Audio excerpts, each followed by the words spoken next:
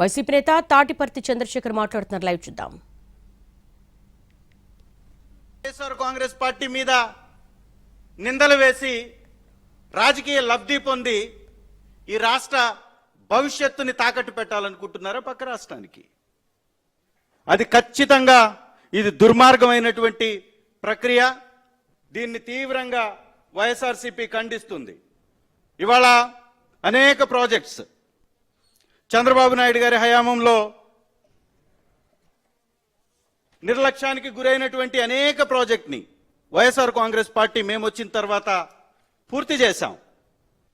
ఇవాళ మనం తీసుకుంటుంది ఎంత? రోజుకి 795 అడుగులు శ్రీశైలంలో నీళ్లున్నప్పుడు మనం కేవలం మచ్చుమరి దగ్గర నుంచి 0.33% టీఎంసీలు, 0.33 టీఎంసీస్.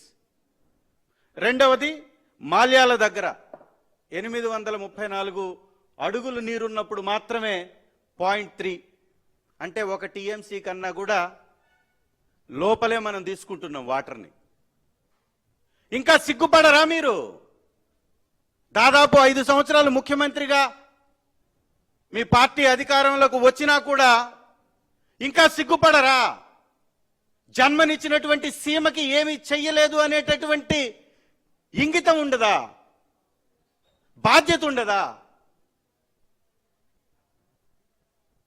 స్వార్థ రాజకీయం కోసం పిల్లనిచ్చినటువంటి మామకైనా జన్మనిచ్చినటువంటి సీమకైనా వెన్నుపోటు తప్పదు అనే విధంగా మీ స్వార్థ రాజకీయం కొనసాగుతుంది. దీన్ని ఖచ్చితంగా వైఎస్ఆర్సీపీ ఖండిస్తుంది, మీపై ఖచ్చితంగా పోరాడుతుంది.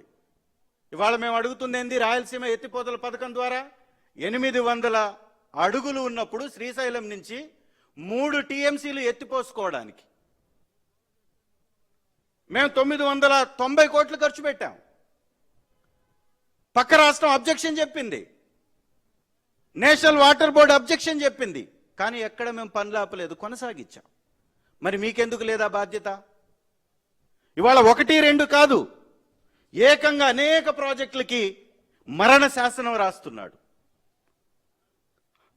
తెలుగు గంగ 40 సంవత్సరాల నుంచి ఎప్పుడన్నా తెలుగు గంగకి నిధులు కేటాయించి పనులు చేసినటువంటి సందర్భం ఉందండి?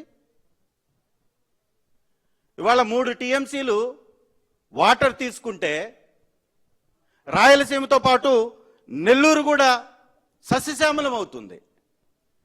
దాన్ని దగా చేస్తున్నారు, మోసం చేస్తున్నారు. రాయలసీమ నుంచి హంద్రీనివా కాల్వ, దాన్ని దగా చేశారు, మోసం చేశారు. మేము వచ్చాం, వైఎస్ఆర్ కాంగ్రెస్ పార్టీ అధికారంలోకి వచ్చిన తర్వాత 18 కిలోమీటర్లు 15,000 క్యూసెక్కుల సామర్థ్యాన్ని పెంచడానికి 500 కోట్లు ఖర్చు చేశాం.